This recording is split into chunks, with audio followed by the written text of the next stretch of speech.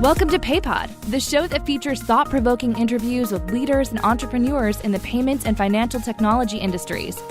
From credit card processing to Bitcoin, we cover it all. So if you want to know what's happening right now in the payments industry, stay tuned. Now, here's your host, Scott Hawksworth. Hey, what's up, everybody? I'm Scott Hawksworth, and I am so thrilled to be bringing you the first ever episode of PayPod, the Payments Industry Podcast. Each episode, we're going to explore a different aspect of the payments industry through interviews with folks working directly in the field. As for today, we're going to be talking about a unique payment management solution offered by PDCflow, which is an application that allows multi-channel payments with integrated eSignatures for compliant payment authorizations, all from one central platform. And joining me to explore this are two PDCflow employees, Stefan Tapia on the sales team, and Matt Thomas, who is on the product team for PDCflow. Stefan and Matt, welcome to the show. Thank you. Thank you for having us. Yeah, we're glad to be here. How's your spring going so far? Staying warm out there in Utah? It's actually been a little bit cold, I think, for this spring. Cold and rainy. Well, that's no good. Well, to start us off, Stefan and Matt, can you tell us just a little bit about how you ended up at PDCflow and what your guys' responsibilities are at the company? Yeah, absolutely. This is Stefan, by the way. I'll go ahead and start off. My background is pretty solid in the payments industry. So I started in the payment space back in 2004 with iPayment ISO. I did that till about 2008. That company, unfortunately, they ended up closing their offices here in Utah. And then from there, I went on to be an independent agent for a number of years as a ISO MLS. So I kind of did that for about 2.5, 3 years. And then I decided I wanted to take a break from the payment space and went and did some other things I was interested in, like, marketing. I worked for AT&T advertising for a couple of years. After that, while I was at AT&T, I had a good friend that worked for Comcast Business, and he kind of recruited me over there in the internet and telecom industry. So I decided to take that leap and try that out for a bit. All the while, I've had a portfolio of merchants, that I managed throughout that time. So I've always kind of been attached to the payments industry. And then most recently, after Comcast, I decided to go independent again for about, it was probably around another 2.5, 3 years, which was a good run. And then I came across PDCflow and been here ever since. So it's been a really good ride. And once I heard about their solutions, I was pretty blown away. And that's really what drew me here. I was like, wow, this is awesome. I mean, I'd like to say I have a pretty solid background in payments. I mean, I've been doing it for a long time. And, I heard about the solutions here and just learned more, and I was hooked. For sure. Matt, how about yourself? Yeah, so my path's a little bit different. I actually started my career at OC Tanner, which is in Salt Lake City, Utah. They're an employee recognition company, so they have nothing to do with payment. I was living up here in Ogden where PDCflow's office is, and Salt Lake is about an hour away. So I kind of got sick of that 1 hour commute every day and decided to find something closer to home, and saw that PDCflow had a job on their customer success team, and it was a good fit for my background, and applied not really understanding anything about payments. But as I went through the interview process and went through my training, I found I really enjoyed payments and continued to expand my career here, and eventually made the move over to the product team, and that's where I'm at now. For sure. Now, before we go any further, can you give us just a brief overview of PDCflow? At a high level, what do you all do for businesses? PDCflow, kind of on a high level, is accounts receivable payment hub. So essentially, it gives businesses the ability to accept payments, have peace of mind of having compliance built in, PCI security compliance built in. One thing that we really have a high emphasis on and we do very well is actually bringing the payments to the customer rather than making the customers go to the payments. And what we mean by that is just making it less friction and easier to actually make a payment. Right, absolutely. So making it all simpler and easier, right? Exactly. So now the payment gateway space is crowded with a few big established players like Authorize.net, USA ePay, NMI, and like 4 or 5 others. What made you guys want to get into this space nearly 15 years ago? And what made you think there's room for us here? And I guess as a follow-up, how has that vision sort of shaped PDCflow through today? Well, our sister company is a collection software provider, and they've been in business for over 35 years now. And throughout their time, there eventually became a need to provide payment services for the customer base that they had in collections. And this collection space is highly regulated, and it's not often understood. Mm-hmm. So many of the gateways that were out there and that are even out there today don't necessarily offer the tools that these agencies need to be compliant with their industry-specific regulations. So we leveraged that expertise that we already had in the collection space with those regulations, and we created payment services, and we were essentially born from that. And if you were to visit our offices today, you would see that compliance and meeting regulations for different industries is a big part of our vision, and every piece of our technology revolves around making sure that merchants can get authorizations and meet those regulations properly. Wow, that's amazing. So it was really just like you guys had this necessity, and then it just allowed you to sort of grow this other part of the business and really kind of have that as I guess a part of your DNA, as it were, right? Yeah, I think that's a good way to put it. It really is a part of our DNA and who we are. Very cool. Now, when I look at the PDCflow website, your target industries are all industries that either have compliance and regulatory requirements or chargeback risks. I assume that's in part because they're attracted to PDCflow's like wet signature technology. Can you talk to us about what that technology is and how it's helpful to businesses, and particularly those that might deal with these regulatory or chargeback risks? Yeah, absolutely. So we've kind of talked a lot about the collection space and really how there's a lot of regulations and compliance that goes into it. And that's one thing that we've done a very good job on. And I think just that being part of our DNA, coming from the collection space and how it's so regulated and so much scrutiny on everything, that is one of the big things that sets us apart from a lot of these other solutions out there. So we have that built in, kept in mind for every client within our services. And then combining that with the technology like the wet signatures, document delivery, it just kind of all came together into a good, fine package that merchants could take advantage of and kind of have everything built into one system and not really have worries about. In addition to that, we've keeping compliance in mind. We've kept in mind with the audit reports. So we give one simple audit report that will actually show A, the end user authenticated in, B, we have the e-signature on file, C, we could geolocate that to their location and actually have a Google image of their home, their office, wherever they actually sign that at. And that's all within our system in one report that they could print out on any given transaction. So I think that it gives a very strong case, in multiple scenarios, whether that has to do with chargebacks or risk with funds being held up. It actually works in multiple ways. For sure. So is like the biggest thing in terms of, what you guys are doing versus maybe some of your competitors out there, is it the fact that it's all in one, or is it the technology itself that kind of sets the bar, or is it both? I think that it's both in all reality, because maybe Matt could elaborate on this, but I truly think that it's both. And we're doing something unique that a lot of people haven't seen, which is marrying payments, document delivery, and e-signatures together.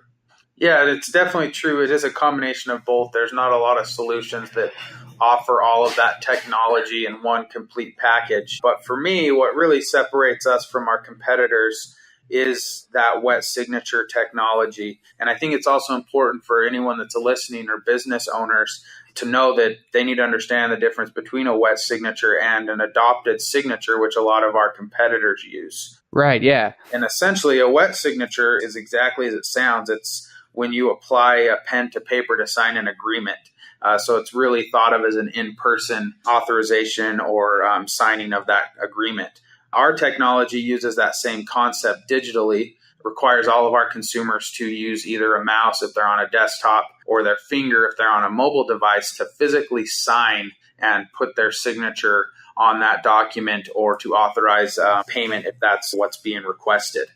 Whereas an adopted signature is when a consumer types their name into a keyboard, whether on a desktop or a mobile device, and that software that they're using creates a digital signature and applies it to a document. So there is that distinction, and that's important because when you start talking about things like the eSign Act, both the adopted signature and a wet signature do meet the requirements for the eSign Act to make an agreement or a contract legally binding. But the adopted signature doesn't meet the requirements for Regulation E, which gives authorizations for one-time payments or even payment schedules. Regulation E is quite specific, and they require a wet signature or a similarly authenticated process. In addition, there also has to be that way for the consumers to authenticate that they are who they say they are, and our technology also does that as well. So basically, just kind of take a step back then, does this mean, and correct me if I'm wrong, for chargebacks or payment disputes, does the wet signature technology, does that help the merchant more, like win those? Is there a difference there, or as opposed to non-wet signature? So in terms of Regulation E, because it is a wet signature, it does meet that specific requirement, which does help when it comes to a payment dispute or a chargeback. But because ultimately the payments that are run through our system are card not present transactions, not a foolproof solution, because if a cardholder continues to dispute and continue to say that they didn't authorize it, then they can be able to win that dispute. But ultimately, when a consumer does physically sign, there also is that psychological effect that, hey, I signed this, I agreed to it, they remember signing it, it's memorable, and ultimately that helps reduce chargebacks for our merchants. See, I like that. That totally makes sense to me, that the physical act as opposed to just, I'm clicking a button and I'm adopting this signature. Yeah, absolutely. And I mean, if adopted signatures, they're recognizable right off the bat. I mean, you send in a report like the reports we have, and you could clearly tell it's an adopted signature. I mean, they're going to kick it out and say, this isn't legal, Regulation E compliance like Matt mentioned. So they're pretty powerful tools that are built into it. Absolutely. Now, partnerships and integrations are so huge for businesses. From the ISO side, what does a sales partnership look like with PDCflow? Can an ISO white label it? Are there buy rates for ISOs that they can resell to their merchants, et cetera? Can you kind of just explain all that, unpack that for me? Yeah, absolutely. So the partnership that we are doing with ISOs, such as SOAR Payments, I mean, we're kind of in this business and we're not looking to really partner with every single ISO out there like a lot of the other players in the space. We kind of want to be more of a unique solution and a true differentiator for merchants. I mean, when ISOs go out and they sell merchant solutions, everyone's selling, the other guys, Paytrace, NMI, Authorize.net, and they're great solutions. They are being sold by everybody. There's no real differentiator, when you're pitching somebody and you're like, oh yeah, I'm going to set you up with Authorize.net, for instance, or Paytrace, whatever it might be. And then you're telling them, oh yeah, I'm setting you up with them too. Same thing. There's no real differentiator for your company. So that's one thing that we definitely offer in our partnership is differentiator in the marketplace. And then in addition to that, we're here to really, truly help the ISO partners succeed. We're a little more hands-on than what you get with, from my experience as being an ISO, being an agent in the field, we have a completely different feel of the partnership than you get elsewhere. This is drawn on my personal experience, so maybe, other organizations might have different experience than what I've seen, but, in my time in the business, we have a very hands-on approach, and we're willing to jump on a demo, help an ISO agent close a merchant. We then hold their hand through the whole process, onboard them, customize the solution to the merchant's needs, and continue ongoing support. And we allow the ISO partners to be as much a part of that as they'd like or as little, so that's completely up to them how much they want to be involved there. But it's really a great, amazing process, and it's a true partnership in every word of the sense. As far as the white labeling goes, at this point, we don't necessarily have a white labeling solution available. What we do have is branding for the merchants, for your clients. Our system was kind of built in mind to essentially brand the client. With our system, they're going to get a 24/7 online payment portal they could have up all the time. They're going to have their branding there. So it looks seamless to their business. They could customize that in a few different ways. So as far as the branding and the white labeling goes, we kind of more had a focus of let's give this to the clients. Let them put their branding there, their logos, etc. So we have it set up that way. And then as far as like buy rates go, we don't necessarily have buy rates. We're more of a SaaS solution model, really like a SaaS reseller model. So essentially we give a cost per seat pricing, and then, our partners could either sell it right at that, they get a revenue share, or if they mark it up above that, the share's even greater to them. Absolutely. Now, you were mentioning the hands-on, the aspects of what you guys do. And as a business owner myself, when I'm using technology like yours or something else and something goes wrong, I want help as fast as possible, especially when we're talking money and that's on the line. Your website states that 77% of support ticket responses are received in under an hour. How are you guys able to do so well with that? Do you just have a ton of people on call all the time? How's that work? Well, that really is pretty incredible. And starting at PDCflow on the customer success team, I kind of have an insight into that. And first of all, that stat's actually a little bit misleading in some ways because it actually counts our non-business hours. So for example, if someone submits a ticket at 10 p.m. and we're not able to get to that until we get into the office the next morning at 8 a.m., it counts that ticket as a 10-hour first response time. Wow. So really, when you're talking about submitting a ticket or there's a problem during business hours, we actually get to those tickets much quicker. That number actually goes up. And the way we're able to do this is we are just built on a customer first culture here. We have a great customer success team who they have a great software. We use Zendesk for our tickets. Oh, yeah. They stay on top of everything. They make sure that every customer is getting responded to. They make sure customers are being updated on their problems. And what I think is really unique to our company is if there's ever a time when we need to escalate an issue to our development team drops what they're doing and they are all hands on deck trying to help resolve these issues for our customers as fast as they can. And I think that's really just it's part of our culture. It's a part of our DNA that we want to help each and every merchant get that money as fast as they can if an issue does arise. Absolutely. It shows in what you guys are doing and impressive stats like that one. Now, kind of getting back to more of the technical side, I'm curious on the integration side. Who is PDCflow trying to integrate with? Is it primarily credit card processor platforms, or is it third-party software providers? And are there any cool integrations that you might want to tell us about? Yeah, we are definitely always looking for opportunities to integrate with third-party software providers that have a need for payments and, some of the technology that we have to offer. So that's definitely something we're always on the lookout for. And if, those opportunities come to us, we certainly will entertain them.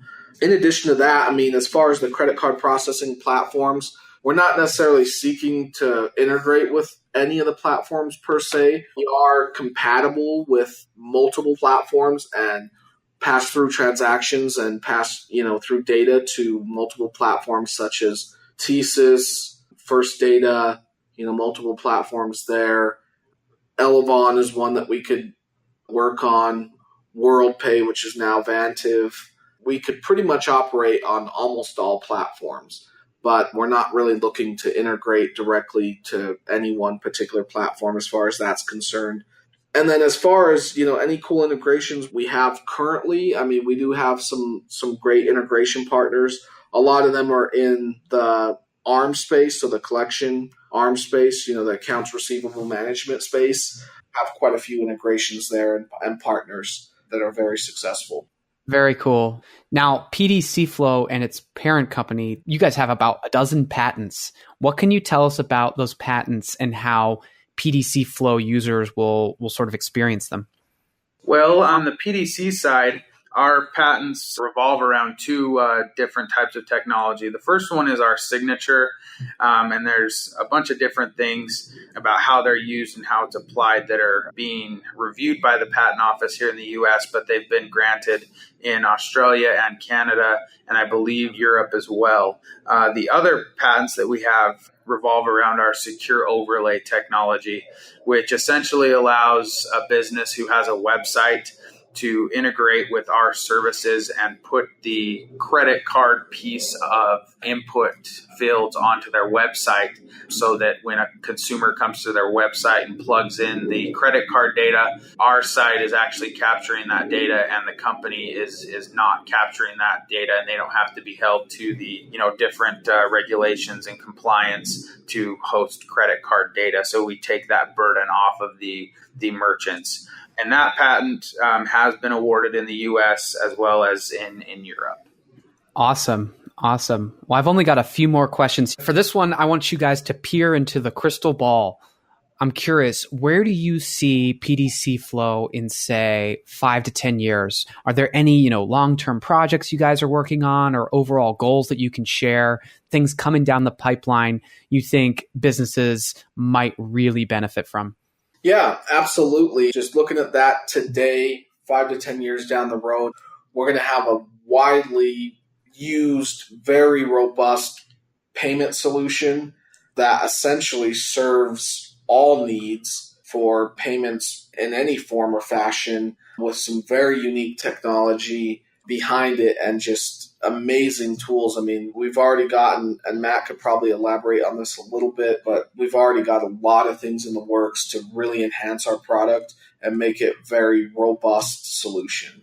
Yeah, and I can just add to that, we're going to be starting a rewrite on our recurring payment model that's going to make a very flexible system for those that are trying to set up payment schedules. And then in addition, what I think is really cool is we're actually working on a billing and invoice technology that's going to allow our customers to send out invoices in bulk with payments attached. So essentially, a consumer will get a text or an email. It will have their invoice, and it will show exactly what they owe. And then right from there, they can click on the link and make the payment right away. So we're pretty excited about that coming down the pipeline here pretty soon. That's awesome. And one thing I'd like to add to that is, when they click on that link, and this goes back to kind of in the beginning where we say we bring the payments to the customers, they don't need to put in a username or password to complete that out. They actually just have a simple 4 to 6 digit PIN to authenticate into the system, and they're off and running. So it's not like a lot of other solutions out there where you send them this link, they need to go in, they sign up, put in a username and password, and kind of have this friction, all this friction just to make a payment. And that's where we focus a lot on frictionless payments and making it easier. That's one other thing that, I think really needs to be highlighted on our solution is that it makes it super easy and simple for the merchant's clients or customers to make those payments, and it makes it more seamless. Absolutely. I mean, that's so huge, especially, merchants have so much that they got to worry about and their clients and all these kinds of things. So making things easier, that's great, right? Yeah, absolutely. I mean, you think about it, let's say you get your cell phone bill and it's like, oh, I've got to log on and create an account and do all this junk just to make a payment. Let's all be honest. None of us love paying bills. Sure, yeah. That process easier. That's kind of a solution we've created. So. Absolutely. All right. My last question is actually a segment we like to end with where we do a fast 5 questions, rapid fire. Either of you can answer these if you guys want to do that, or if you just want one person to take each question. If anybody steals your thunder or whatever, no worries. But my first one of this is make a prediction about the future of payments that you expect will happen in the next 12 to 24 months. I'll go ahead and take this one. I would say a pretty big adoption of AI technology. And in addition to that, I would just say, probably more wider usage of not only AI, but peer-to-peer payments technology. So, right on. What's one cool piece of payment-related technology you've come across recently, unrelated to your company, that impressed you?